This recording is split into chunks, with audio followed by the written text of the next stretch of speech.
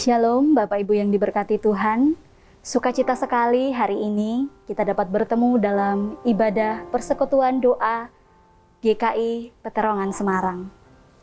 Jika kita melihat situasi di sekitar kita, melalui berita-berita, melalui sosial media, bahkan pemberitaan-pemberitaan lainnya, kita layak bersyukur kepada Tuhan untuk segala kasih setia Tuhan, untuk segala kebaikan Tuhan kepada setiap kita sampai hari ini. Ibadah kita hari ini mengusung tema Waspadalah di tempat sepi, yang akan membahas tentang ketaatan kita, bukan saja saat banyak mata memandang kita, melainkan pada saat kesendirian kita. Menyadari segala kelemahan dan keterbatasan kita, hari ini kita mau datang kepada Tuhan, memohon hikmat dan Roh Tuhan menuntun kita setiap waktu. Kita pujikan seperti Bapa sayang anaknya.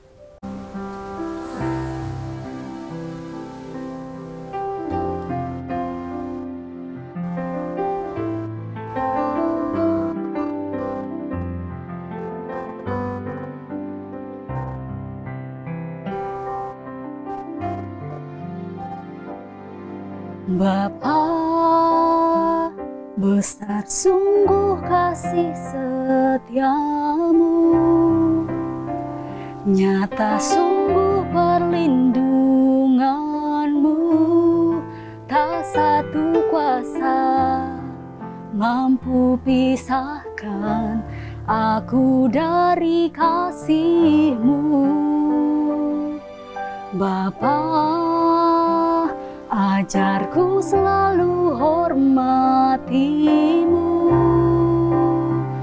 ajarku turut perintah-Mu, berikan ku hati untuk menyembah-Mu dan bersyukur setiap waktu, seperti Bapa sayang anaknya. Demikianlah Engkau mengasihiku, Kau jadikan biji mata-Mu, Kau berikan semua yang ada padamu, seperti Bapa sayang anaknya. Demikianlah Engkau tuntun langkahku, hari depan indah Kau beri, rancangan-Mu yang terbaik bagiku. Mari sekali lagi kita pujikan pujian ini. Kita minta Tuhan untuk selalu mengajar kita, menghormatinya, hadir dalam hadirat-Nya.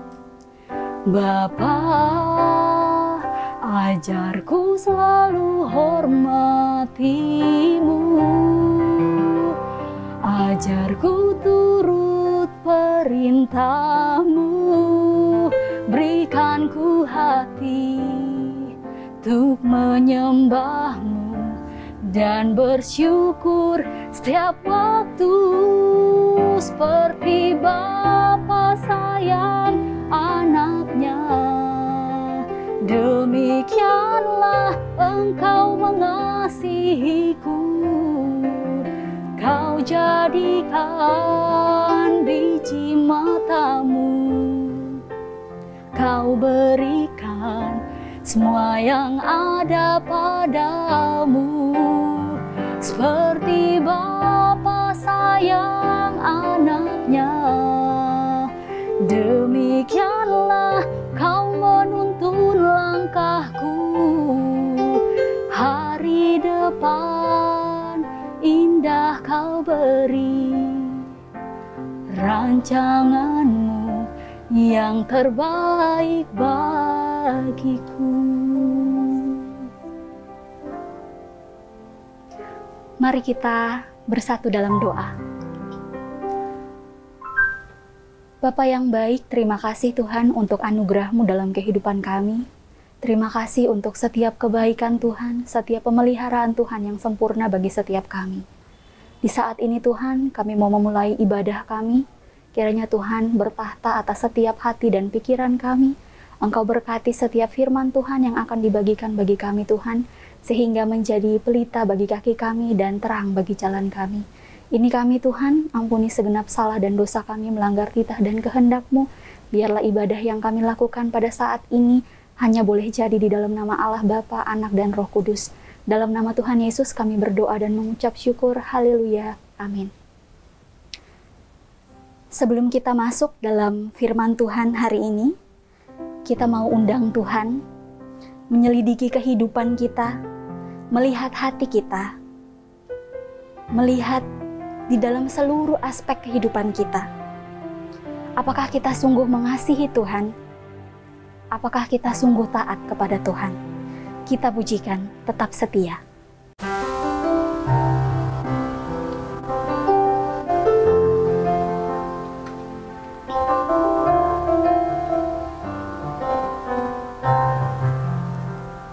Selidiki aku, lihat hatiku, apakah ku sungguh mengasihimu, Yesus. Kau yang Maha tahu dan menilai hidupku, tak ada yang tersembunyi bagimu. Telah kulihat kebaikan-Mu yang tak pernah habis di hidupku. Ku berjuang sampai akhirnya Kau dapati aku tetap setia. Mari kita pujikan dengan segenap hati kita. Sekali lagi.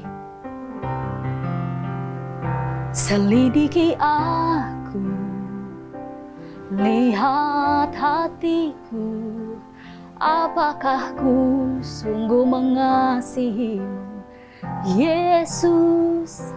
Kau yang Maha tahu dan menilai hidupku, tak ada yang tersembunyi bagimu.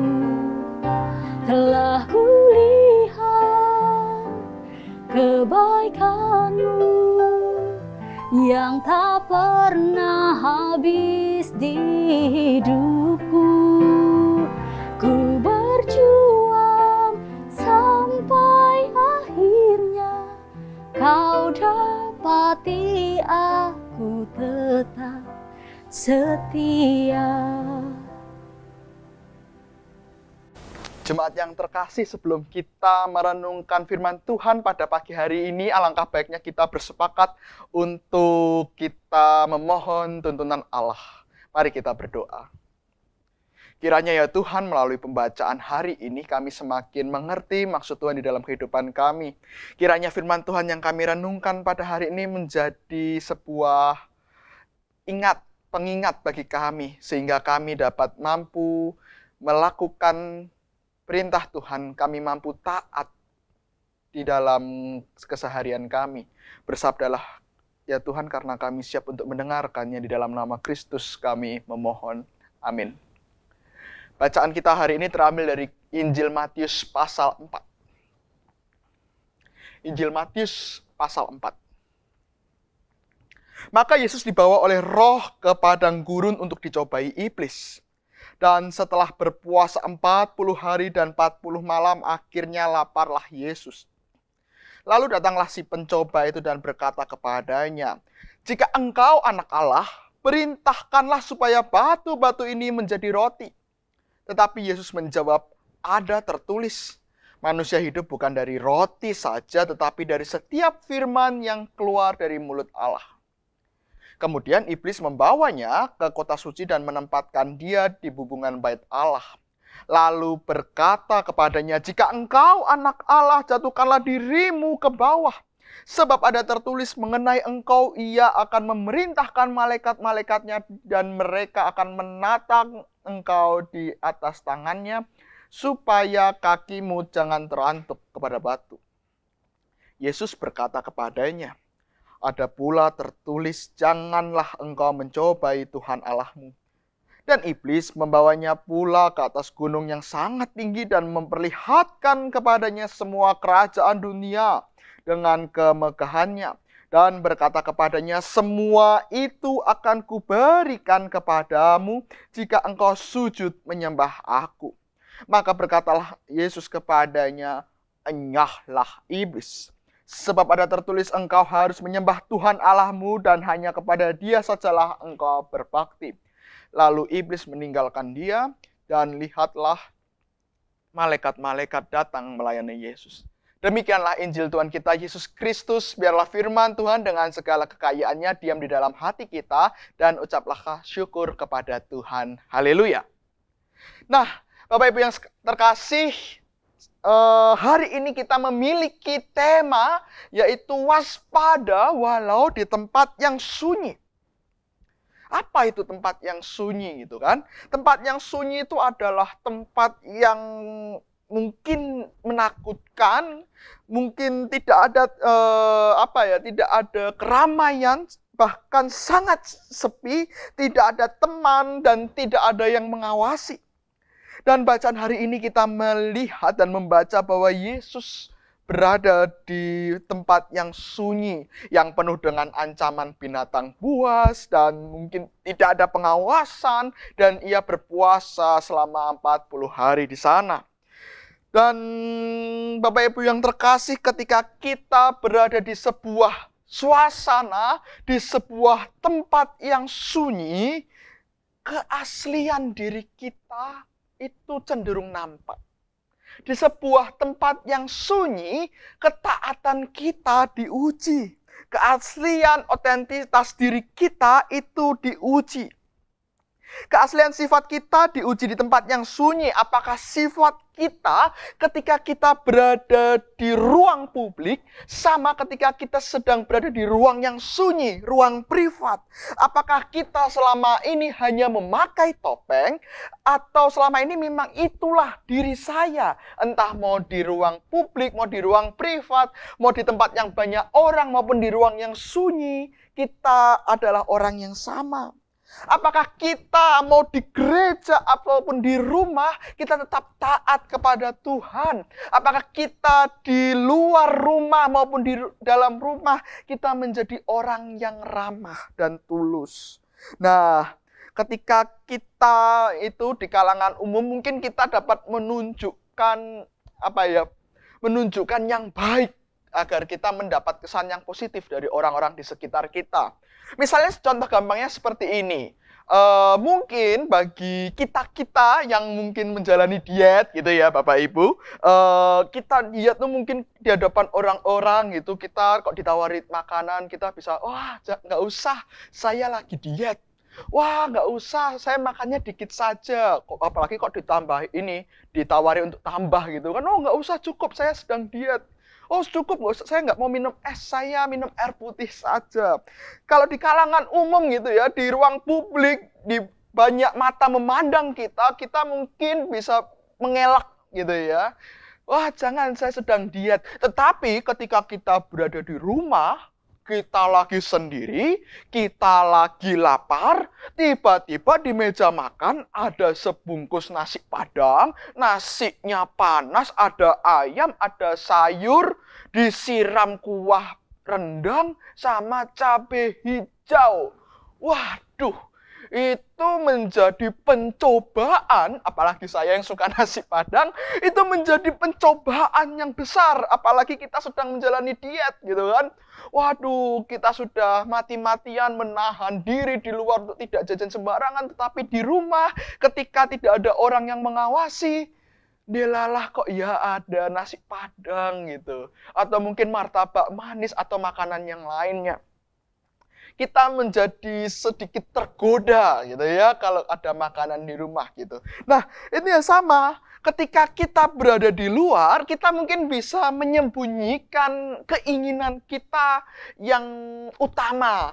Mungkin kita bisa menyembunyikan sifat kita yang asli. Tetapi ketika tidak ada mata yang memandang kita, kita biasanya cenderung menunjukkan diri kita yang asli. Mungkin di gereja kita menunjukkan diri kita itu orang yang ramah, tetapi ketika sampai rumah ia tidak bisa ramah kepada keluarganya. Nah, pertanyaannya adalah apakah kita bisa menjaga diri dari godaan tidak hanya di ruang publik tetapi juga di ruang privat? Apakah kita tetap bisa taat kepada Tuhan ketika ada maupun tidak ada orang yang melihat kita? Dan bacaan hari ini akan menolong kita untuk memeriksa diri kita apakah kita sudah menunjukkan ketaatan. Entah ada orang maupun tidak ada orang. Nah, bacaan hari ini kita melihat bagaimana Yesus berpuasa di sebuah tempat yang sunyi di padang gurun. Dan kalau kita baca lagi gitu ya di pasal 4 ayat 2, dan setelah berpuasa 40 hari, akhirnya laparlah Yesus. Yesus merasa lapar. Dan ketika ia merasa lapar gitu ya, ada ada sesuatu yang ingin mencobai dia. Lalu datanglah si pencoba. Untuk mencobai Yesus. Dan kita bisa lihat bagaimana si pencoba ini, iblis ini, dapat mencobai kita dengan berbagai macam cara. Yang pertama adalah melalui jalur logika. Kita bisa lihat Yesus yang berkali-kali gitu kan, dicobai dengan jalur logika. Anggap aja bahasa sederhananya, Yesus, engkau kan maha kuasa. Engkau kan bisa mengubah batu menjadi roti, kenapa tidak? Nah, iblis ini melakukan gitu ya, pencobaannya, mencobai manusia dengan jalur-jalur logika, jalur-jalur yang terlihat masuk akal. Atau mungkin kita pada saat ini gitu ya, misalnya kita bekerja gitu kan, ada cobaan, udah telat aja, yang lain juga telat kok. Nah, misalnya seperti itu. Ya kan benar di logika, oh iya orang lain telat, ngapain saya on time gitu kan. Nah, tetapi ini yang menjadi godaan bagi diri kita untuk menguji apakah kita tetap taat, apakah kita tetap profesional, apakah kita tetap beriman kepada Tuhan. Itu yang jalur yang pertama, melalui logika. Seakan-akan iblis mencobai kita dengan hal-hal yang terlihat masuk akal. Dan yang kedua adalah iblis dapat mencobai kita melalui jalur yang berbau, yang berwajah rohani.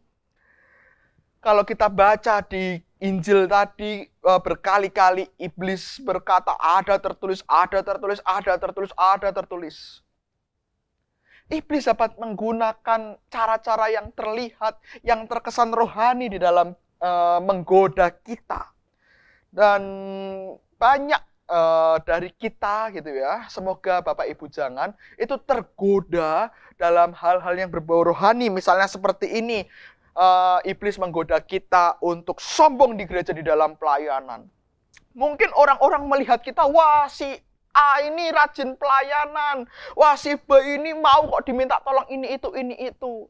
Tetapi ternyata di dalam hatinya si A maupun si B ini memiliki motivasi yang lain. Ternyata ingin dilihat oleh orang banyak, ingin terkenal, atau mungkin agar bisa menarik perhatian gitu kan. Apalagi kalau misalnya orang tersebut sedang PDKT gitu ya dengan sama-sama orang gereja. Wah, biasanya ia akan menunjukkan dirinya dengan pelayanan sana sini gitu kan. Tidak menyalahkan orang yang sering pelayanan, tetapi jangan sampai pelayanan kita digoda. Kita tergoda oleh keinginan dan motivasi-motivasi yang lain sehingga kita tidak tulus dalam melayani Tuhan. Nah, nampaknya saleh gitu ya. Nampaknya saleh kita pelayanan dan lain sebagainya, nampaknya saleh, tapi padahal itu salah gitu loh. terlihatnya itu rajin, tetapi ternyata mempunyai motivasi yang tidak tulus untuk melayani. Nah, pertanyaannya sekarang adalah bagaimana cara kita menjaga kualitas diri kita? Bagaimana kita dapat tetap taat kepada Tuhan walaupun di tempat yang sunyi? Yang pertama adalah kita perlu selalu berpegang pada firman Tuhan.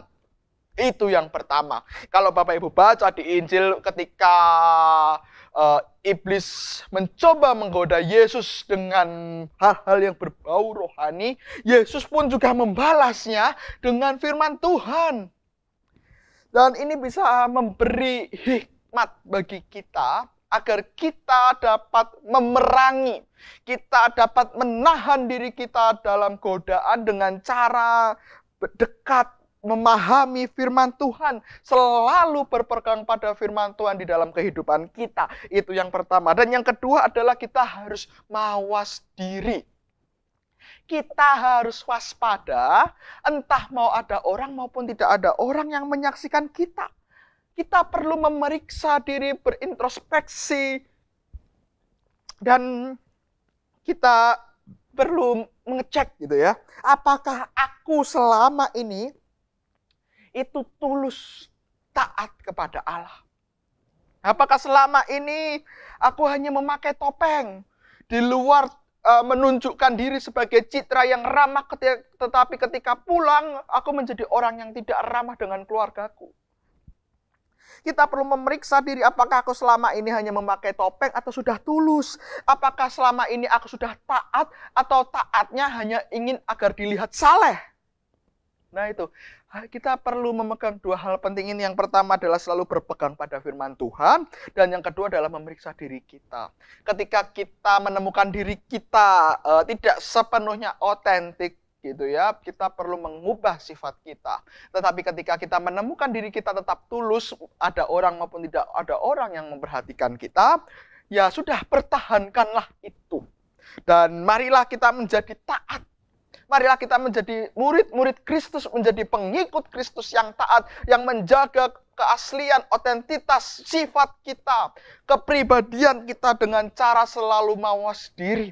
Dan dengan cara itulah kita dapat bersyukur kepada Tuhan. Kita dapat tetap taat kepada Tuhan dan kita dapat menjaga kualitas hidup kita.